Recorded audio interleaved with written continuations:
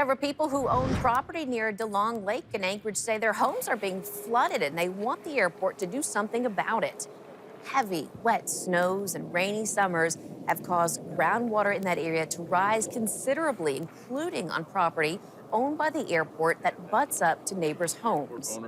Frida Clouda says she doesn't have water in this home yet, but she's worried it will happen. The ground is saturated with water, and stuff like the driveways are now softer. The road, everything is softer. Yeah, eventually we're concerned about water in our crawl space. And he wants the airport to pump that area and put the excess water into its own drainage system, which it used to do in the past. But a spokesperson for the Department of Transportation says the current drainage system at the airport can't handle that much water. And right now, we're not ready to take that water. There's, like I said, because of the high water, there's a lot of water in our system too. And we would run the risk of overwhelming our system. The DOT also says it has a contracted hydrologist to study the problem to see if a long-term solution can be found.